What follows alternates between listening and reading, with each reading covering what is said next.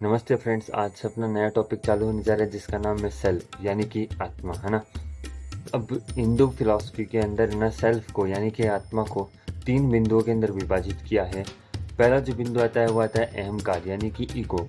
अब देखो, मैं ये बात कहूँ कि अगर कि एक एग्जांपल के थ्रू कि मैं बहुत ही ज़्यादा सक्सेसफुल हुआ हूँ क्योंकि मैंने मेहनत करी है ना।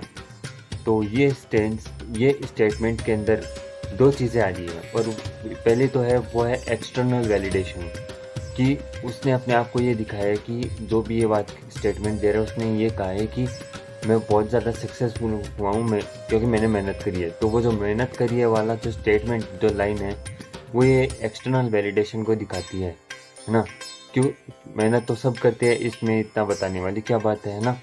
और दूसरा जो इसने बताया कि मैं इसीलिए सक्सेसफुल हुआ हूँ, है ना। तो उसने अपनी अचीवमेंट्स के बारे में बताया है। अब इसका जो दूसरा पॉइंट आता है वो आता है बुद्धि यानी कि इंटेलेक्ट सेल्फ, है ना।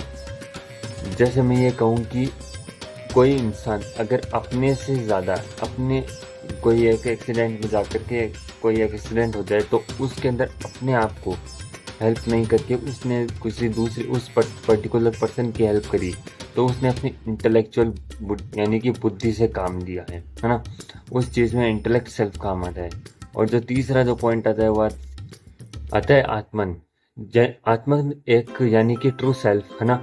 वो एक अल्टीमेट रियलिटी होती है और इंटरनल भी होती है जो कभी चेंज नहीं होती। वो कनेक्ट करती है सारी चीज़ों से ना।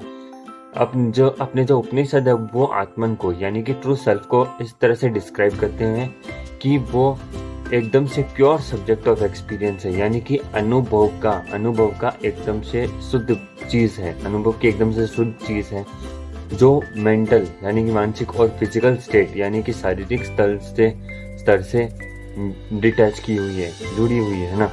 जो अलाइन करती क्वांटम मैकेनिक्स को, और इसका जो आइडिया है वो नॉन लोकैलिटी के अंदर भी दिया हुआ है।